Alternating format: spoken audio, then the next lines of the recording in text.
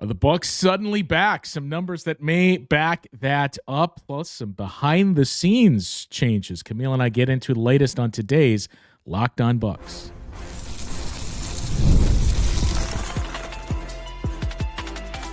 You are Locked On Bucks, your daily Milwaukee Bucks podcast, part of the Locked On Podcast Network, your team every day. Welcome into Locked On Bucks. I am Justin Garcia, joined as always by Camille Davis. We thank you for making this your first listen of the day, each and every day, and for helping make the Locked On Podcast Network the #1 sports podcast network in the industry. Today's episode is brought to you by Game Time. Download the Game Time app, create an account, and use the code LOCKEDONNBA for $20 off your first purchase. You can, of course, hear me on each and every Bucks radio broadcast on the Bucks Radio Network. You can find Camille's work weekly on the Locked On NBA show and the Technical Foul podcast as well. You and Frank had the post game last night, Camille, of the victory over the Sacramento Kings. So, let's just start here. And by the way, it felt like, 39 minutes into the game? Like, oh boy, is this all of a sudden not going to be an enviable position to be in? But suddenly the Bucks have won 3 straight games on the road. And I think it's 4 of 5, too, where, at 7-11, I believe they are now. Still not a great road record. But that's the thing you would look at and say, okay, it's not good, but your home record at least offsets it. To me, the home record is the bigger issue so far this season, that they're a 500 team at home. And yeah, it looked much worse when you were 4-11. But, if you're taking care of business at home, and one by one, those games that we went through, this was almost one of them. This was almost number, 7 or 8, that you look back on and say, man, if only this went our way, or if only we executed here. Those have seemingly, for the most part, been at home versus on the road.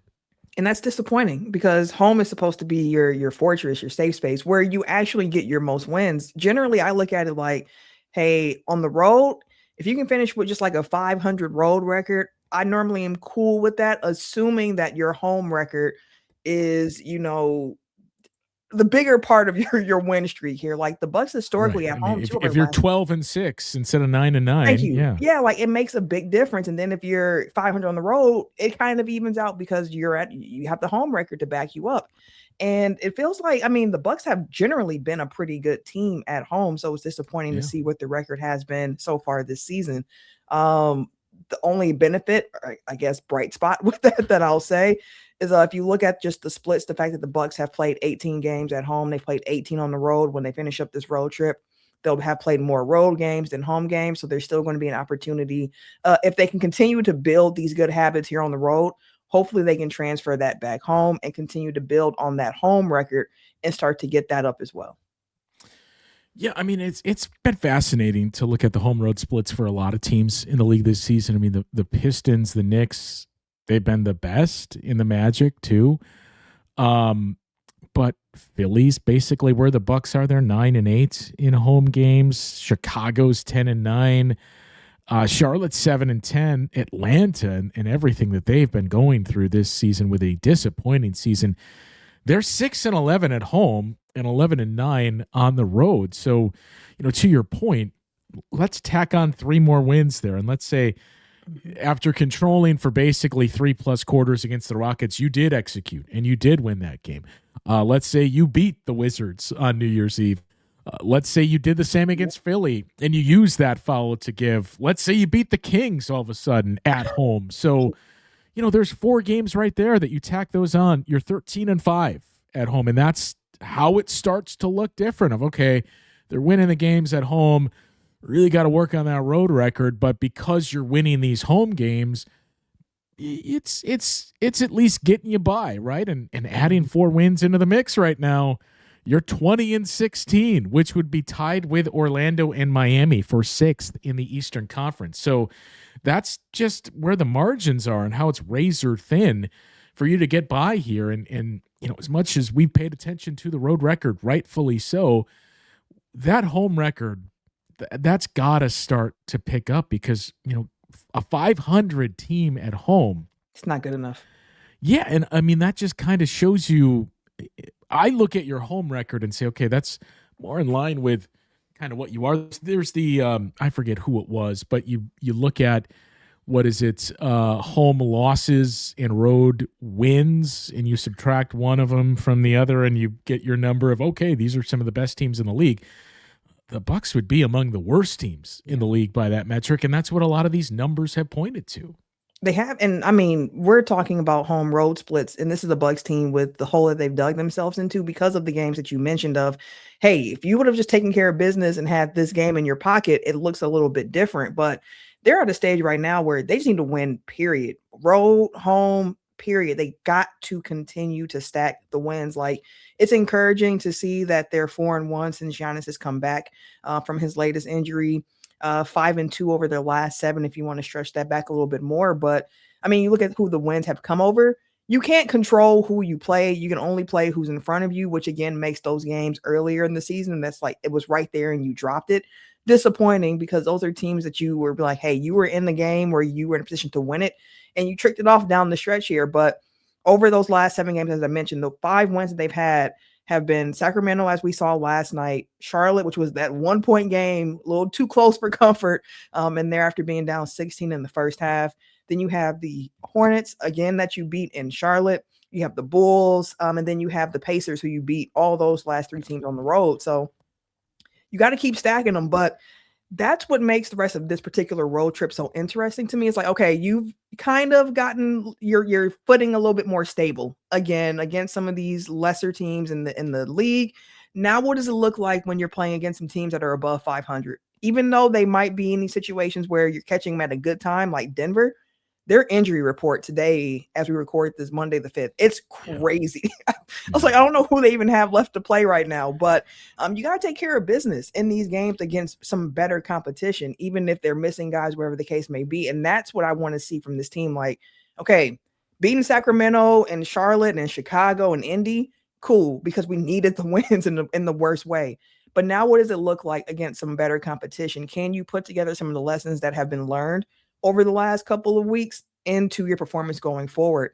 And that was the thing that was most encouraging to me about that Kings game last night, was even though it was looking for a second like they were going to trick that game off, seeing them have the mental fortitude and be able to execute down the stretch. Or at least 2 of them having that. Yes. Yeah. In particular, Giannis and Kevin Porter Jr., which again, it's nice we know what Giannis is as a closer, but it's nice to also see like, hey, KPJ can shoulder some of this way too down the stretch.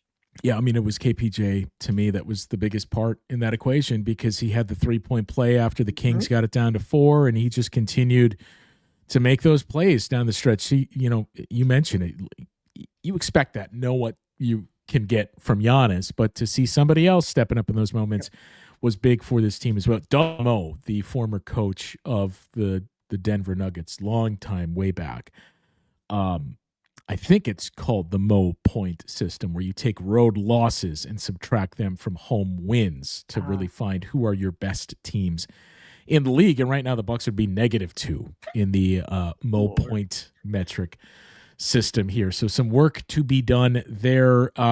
We'll take a look at the rest of this road trip and how interesting it is, what the expectations should be for the final 3 games, and whether or not those have started to shift as well. And some interesting numbers to dig into for how this Bucks team has performed, albeit against, I mean, can we say inferior competition for a team that's still 11th in the Eastern Conference, but how this team has looked over that stretch. We'll dig into that coming up after this.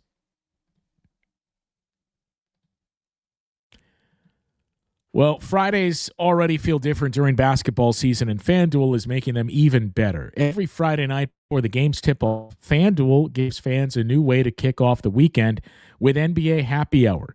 NBA Happy Hour is your official pregame, a limited-time window where special offers drop right inside the FanDuel app before the action starts.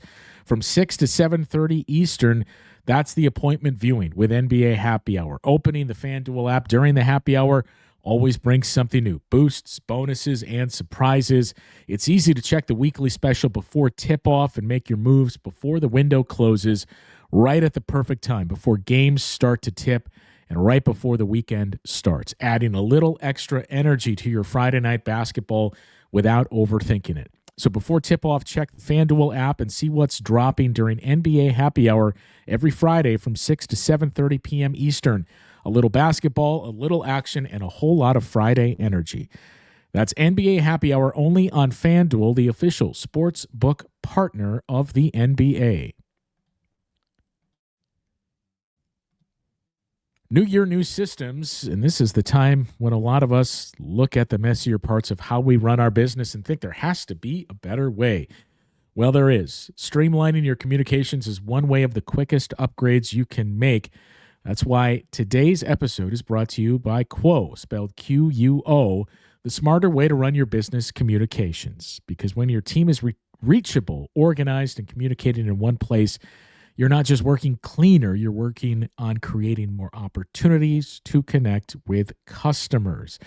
What you'll love about Quo is your whole team can call and text from one shared business number, so nothing ever gets missed. Everyone sees the full conversations thread, which makes replies faster and more personal. It works right from your phone or computer, and you can even keep your existing number. And Quo's smart AI tools automatically log calls, summarize conversations, and highlight next steps so details never slip through the cracks.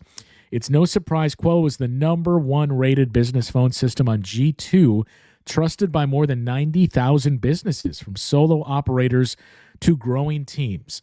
Make this the year where no opportunity and no customer slips away.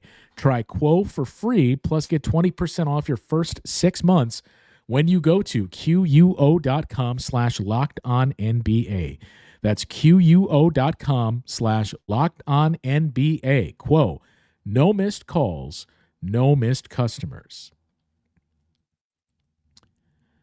So 5-2 all of a sudden now, Camille, in their last 7 games. It should be 6-1, but we'll just leave that one aside for now. But I think 5-2 was basically the minimum, right? In those 7 games against sub-500 teams. So let's get that out of the way. You needed at least 5 wins. You could make a case you really needed 6, and you should have got 6. But yeah, here we are. But in those games, to me, a couple of things stand out. And look, if you want to know why the Bucks are winning all of a sudden, it's not even the opponent to me. It's what they've been doing. True shot attempts, right? How many times have we talked about this on this show? I've talked about it on the radio show. We've both tweeted and mentioned it. The Bucks have done a lot of work in pushing that number in the right direction. I've kept a view of your true shot attempts and what your opponent is getting. What's the difference? And for the longest time, the Bucks have been just in front of the Wizards for the worst difference in the league. Right now, Washington is minus 6.3. So on a nightly basis, the opponents are taking over 6 true shots per game more than the Wizards. That Bucks number was close to 5 for most of the season. As we sit here taping this on Monday, January 5th, it's down to 4. So -4. So it's still not great, but they're at least starting to chip away at that. And if you look game by game, in this 7-game stretch, the Bucks have basically been even or better in the true shot attempts department with their opponent. But the other things, rebounding, they're the 10th best rebounding team in the league during that 7-game stretch. They're in the middle of the pack in turnover rate, which, you know, for a team that was 26th, I think, for all of December, I'll take 17th. Fine, because it's progress and it's a step forward here. Same with offensive rebounding. They're still 30th overall, but in that stretch of 7 games, the Bucks are 18th in offensive rebounding rate. So they're starting to do the little things, and all of that, you know, not only offensive rebounds, but defensive rebounds and closing the possessions, limiting your turnovers and not allowing the opponent to get out in transition, which oddly,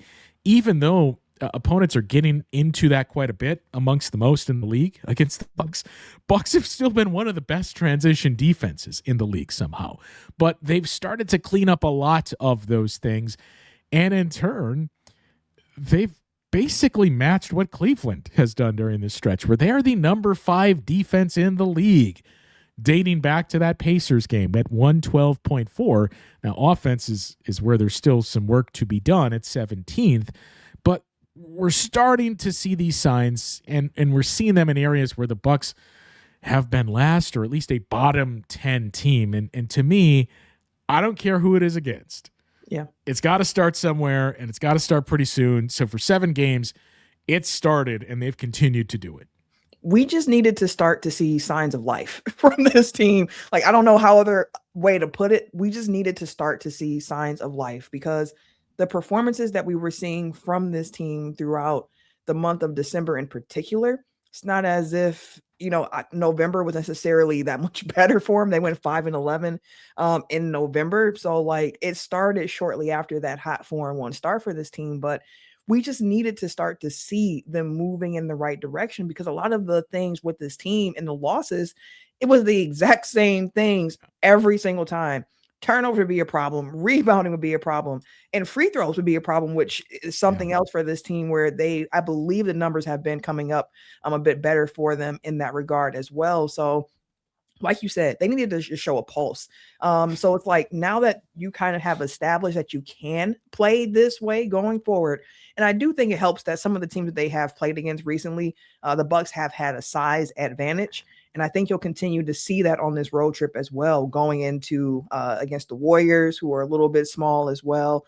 The Lakers, you might be able to work some things that way too. And Denver not having either one of their centers, like it's going to be an opportunity for you to continue building on that. But that's what we want to see. And for the rebounding part of it, I do want to shout out like Bobby Portis, because one thing we've talked about with Bobby is like, hey, if the offense ain't there for Bobby, it's not normally as good of a look for him. But another area of his game that I think has been improved over the last few weeks, while the shooting numbers have gone up for him, it's just the rebounding. Like, I don't want to see Bobby Portis finishing games with 4 or 5 rebounds. Like, we need Bobby getting 8, 9, 10 rebounds a game. Like, guys have to be crashing on the glass. Even the guards, I think, have done a pretty good job of just trying to be there cleaning up. Ryan Rollins hits the glass. Sometimes you see Kevin Porter Jr. down there. Kuz, just trying to get those opportunities for the team. And I know Doc Rivers made mention of the fact that, hey, if we're not a good defensive rebounding team, we're not going to be a good offensive rebounding team.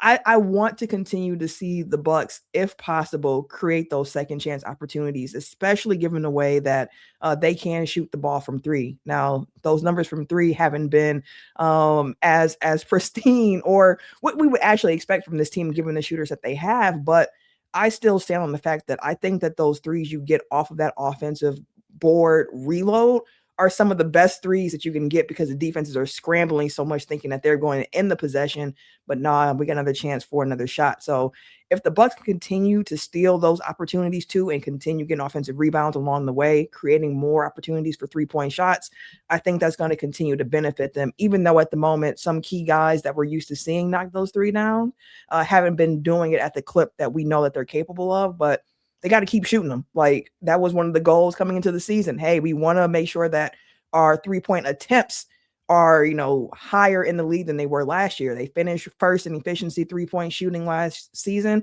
but we're middle of the pack when it came to 3-point attempts. This season, they wanted to say, hey, we got these shooters back.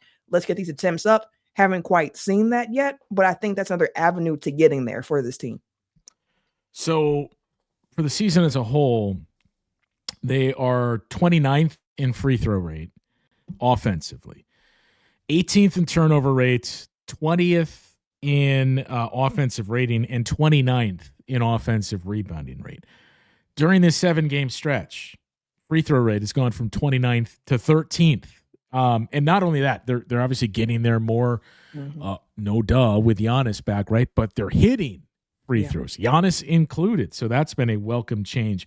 Turnover rate has remained, what it is. It's been flat at 18th best in the league, 18th, 13th worst, if you want to view it that way, at about a 14% turnover rate in the 7-game stretch, just under 15% for the whole season. So they've been slightly better in that regard. Offensive rebounding, too, is the big difference, where they have all of a sudden jumped up to number 19 in the 18 for that.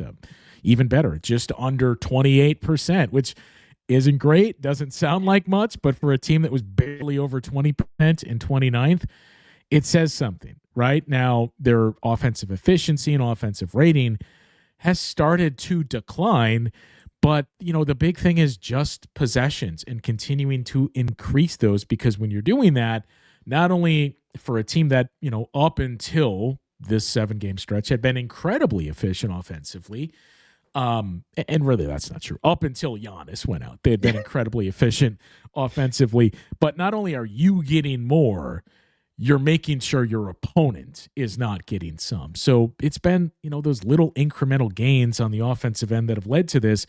Defensively, it's been much of the same, too. So we'll take a look at some of those numbers. And we already mentioned some of the injuries and all the breaks you could potentially catch on this road trip, not only because of injuries, but because of matchups. We'll get into that discussion coming up after this on Locked On Bucks.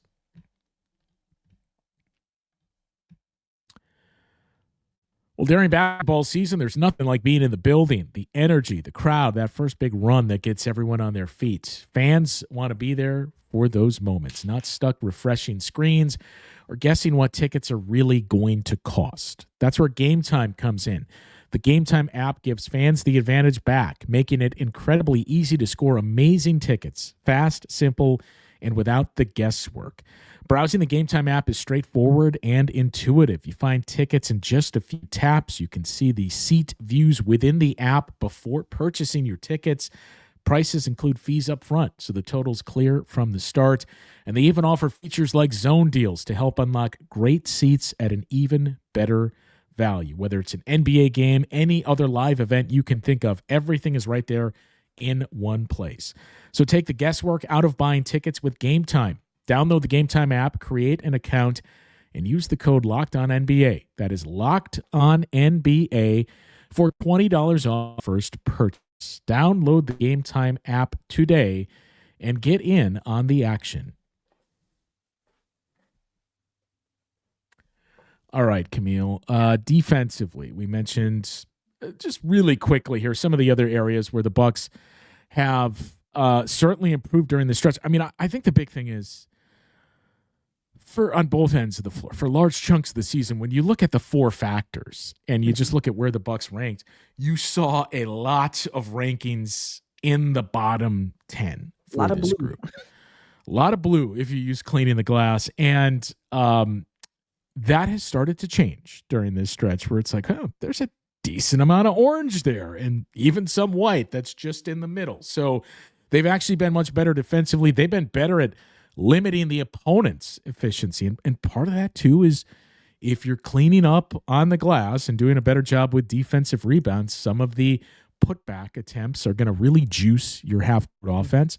Hasn't been there for Bucks opponents. They've been okay at free throw rate, but again, it's better than where it was, where this team was bottom 5 and putting the opponents at the line 23% of their possessions. They've sliced that number down to about 21% during this stretch. So just continuing to take those steps forward. And, we've seen you've shown me the ability to be mediocre in these spots. So now let's take it a step further and see, okay, can we be better than average now in these spots? Yeah, that's the question. And, to your point about the offensive rating, how that piece of this puzzle is kind of muddled at the moment after a pretty hot start with Giannis. Maybe it's something that we need a longer conversation about, but hearing Giannis talk post game about like, hey, I like having the ball in my hands a little bit more. And also the balance of being a vet on a team with two young point guards who are kind of feeling their way through being put into bigger positions with more responsibility and figuring out how to attack, when to pass, when to set up other guys, so on and so forth. So he's sharing that ball handling ability a little bit more than expected. And Giannis mentioned that, as of late, he's like, I've been doing a lot of playmaking out of the post, probably the most in my career, out of elbows, not being able to have the ball up top and kind of probe in that way. And it makes me kind of wonder, one, it makes me think like the rumors about certain point guards maybe being acquired from Atlanta, how that would not work, because Giannis is very clear about, hey, if anything, I want the ball in my hands even You more. needed this to show you that one. Well, you know how I feel about Mr. Young, but yeah, just the idea of him saying like, I want to have the ball a little bit more, but also I'm trying to balance being this vet and letting these guys grow, because I understand if we're going to achieve some of these goals that we had and win playoff games, like we're going to need these guys to do these things. So I'm really curious too. I wanted to kind of dig into those numbers. I'm not sure if you know off the top of your head or anything, but like the difference in the offense with more KPJ Rollins initiating over the Giannis initiating of the offense. And if that could be, I think it could be something we can look more into, but Yeah. the reason as to why the offensive rating has changed from what we saw at the beginning of the year, I mean, the middle part after those first 5 games was just trash altogether from what we've seen. But it's kind of interesting to me about thinking about that playmaking balance on this team and how much Giannis has the ball in his hands. But 2, coming back from injury, Giannis did mention too, like, I'm just trying to work myself back into the game. Like, I'm not trying to force it, trying to get myself back together. So I do wonder if that playmaking, who has the ball in their hands a little bit more, is something that can be contributing to the offensive numbers being what they have been. So what stands out to me is it's been the opposite of what we thought would be the Bucks' recipe for success this season. In that I mean, I hate to even compare the two because we're talking about what are they now, 16 and 20? So we're talking about 7 games versus 29 games. Right. But the Bucks have taken about 2 fewer threes per game during this stretch, and that's carried through basically all of December, and not having Giannis as the facilitator is a big part of that. But in these 7 games where he's been back, they're still taking less threes on a nightly basis than they were leading up to that point. And they're not quite as efficient. I mean, up until this little stretch started for the Bucks, they were still the 3rd best team in 3-point efficiency in the league. They're still in the top 10, but they're number 10 now at about 38% per game versus 40% shooting. But they're taking fewer threes, and their overall efficiency and field goal percentage, I don't know, I should look at the true shooting percentage, but their overall field goal percentage has gone up, which tells me, okay, let's just get easier shots, right? Mm-hmm. Not just corner threes, but Giannis and other. Let's attack the basket and get some of that. Their 2-point efficiency has gone up, and I think that goes hand in hand with what we said of, hey, they're getting to the free throw line more now. Yeah, I mean, it makes sense too, because in the game against the Kings last night, I think Kevin had finished 8 of 8 from the free throw line in that game.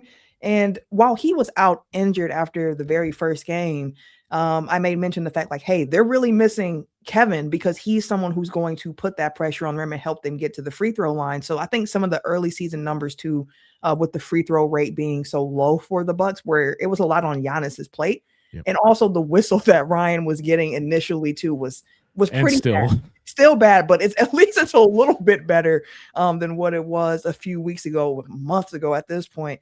So they got to continue working on that too. But I think the 3-point shooting, I know AJ Green, since he's come back from injury as well, he has not been knocking those shots down at the volume that he was prior to the injury. Need to get that back up for him, but guys got to continue to shoot. I mean, Gary Trent Jr. shooting numbers have been up and down. They've been more up recently, which is a positive thing. Bobby Portis has been one of the better 3-point shooters in the entire league, but I think he was 0 of 3, 0 of 4 against the Kings last night. A subpar shooting night for the Bucks against the Kings from distance in that game, but they have the guys who I trusted. Like I said this last year, AJ went through a shooting slump last year too, where it's like, you got to shoot through it. You have to continue to shoot through it. So I think if the Bucks continue to balance that a little bit more of, hey, we're attacking the rim, we're putting pressure on it. Kuz, Kevin, Giannis, Ryan in particular, and even Miles Turner to a degree of just trying to get those shots up at the rim, maybe get to the free throw line is going to be beneficial. But I think the flip side to that too, which we did see during the Kings game, is that when guys do have opportunities to shoot that 3, they got to let it fly. Like there were a few times through that game where I'm like, oh, that's a shot. And they wouldn't shoot. They were either pump fake or kind of just dribble a little bit, then pass it. And it's like, you got to get those shots up quickly. Like you had the space. Don't hesitate. Let it fly. Get those shots up. So I think that they're still kind of going through this balance of trying to figure out exactly how they want to play. What I don't ever want to see is guys getting scared to shoot that ball. Like, you got to continue to shoot if you are open. Don't force it, but in the flow of the game, continue to shoot. So the wins losses might be a more interesting way to look at it too. And I mean, we can get into this in more detail later on in the week, but in wins, the Bucks are, in terms of their efficiency, the number 5 team in the league in their field goal percentage, their true shooting percentage, effective field goal, all in the top 5. And this despite them taking, I believe, the 5th fewest shots per game in wins. So they're finding ways to win because, hey, the ball's just going through the net. 3-point percentage, they're 10th in their, or 7th, I beg your pardon, in wins, where they are shooting 40% from 3 in those games. As you would imagine, the numbers go down in losses for this team, where they go from 40% to 39%, which is number 1. Camille, they are the number 1 3-point shooting team in the league, even in games that they lose. And it's by a wide margin. The next closest team is the Denver Nuggets, who are shooting 37%. Wow. So what that tells me is the math, the modern math, and your defense not holding up its end of the bargain. You giving the opponent just as many cracks at it that, okay, this has been pretty consistent, right? Some of the numbers drop a little bit.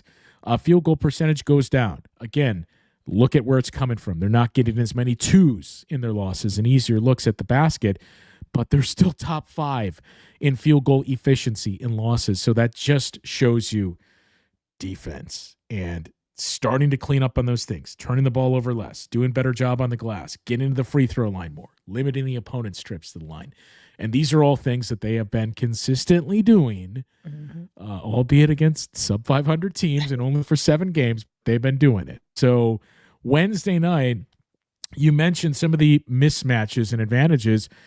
It's a Warriors team that is pretty small and that, doesn't really get to the free throw line a lot. That's started to drop off, which is remarkable because last year, from the moment Jimmy Butler arrived, he was propping up that free throw rate by himself. I mean, they shot up from a bottom 5, and maybe it was even lower. It might have been like a bottom 2 team in free throw rates all the way up to a top 5 team.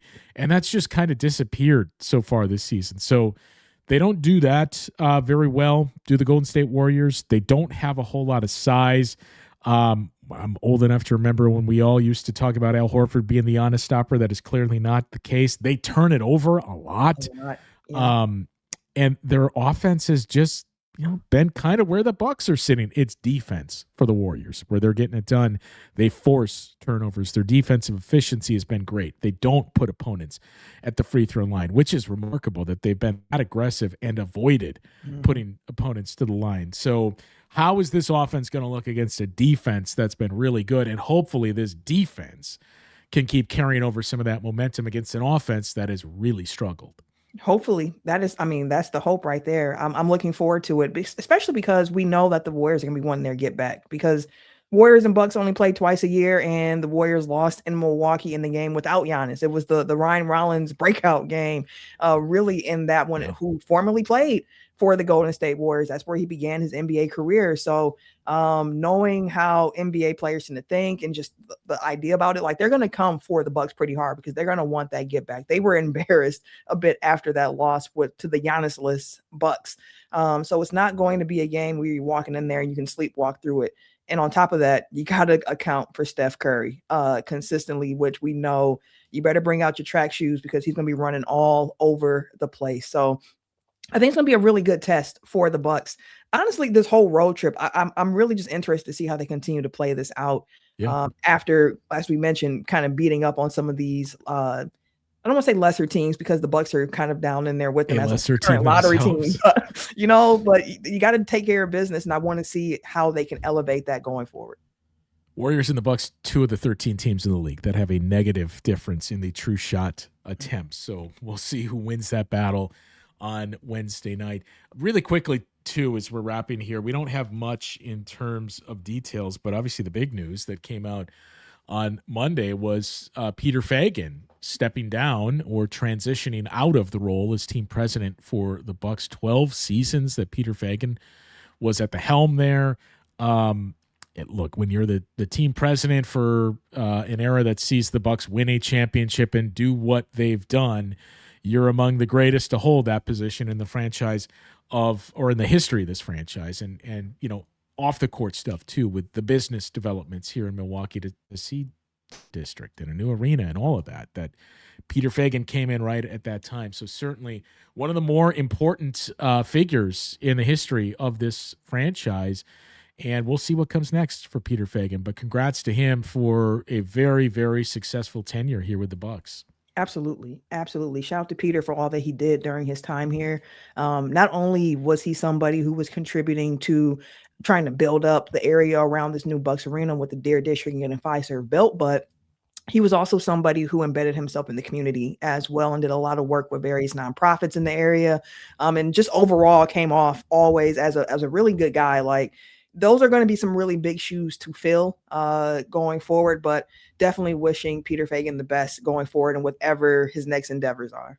I've had a chance to talk with him and meet with him a couple of different occasions, several times talk with him, but been with him in his office through some other meetings at other times, and can vouch that how he comes across as a person is very much a person that and I'm not the only one that has these experiences, have gotten to know. So certainly congratulations to Peter Feigin for everything that he accomplished here. Best of luck to him, whatever it is that he moves on to here, but it'll be a big piece missing for the Bucks in the upcoming future here. So we will continue to get you set for the Bucks and the Warriors, the rest of this road trip.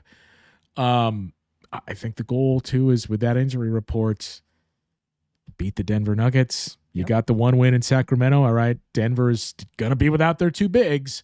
I would assume they're going to have the other three pieces in Jamal Murray and Aaron Gordon and Christian Brown, but they're going to be without their size. So if we can get those two and then just steal one of these two between the Lakers and the Warriors, and you go 3-1 on the road.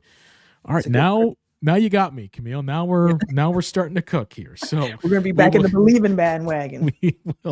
We'll continue to preview the rest of this road trip coming up on tomorrow's show. That'll do it for today, though. For Camille, I am Justin. Also remind you guys to make sure you subscribe and follow the podcast to get all the latest episodes. And if you never want to miss an episode, the Everydayer Club is built for you. You can get Locked On Bucks ad-free, get access to our Discord as well. You can find the link to sign up for the Everydayer Club in the episode description of today's show. For those of you on video, we send you to the first ever 24/7 national NBA YouTube channel. On audio, make sure you make that your second listen of the day. NBA game nights on Locked On NBA. That'll do it for today. For Camille, I'm Justin. We'll talk with you guys once again tomorrow on Locked On Bucks.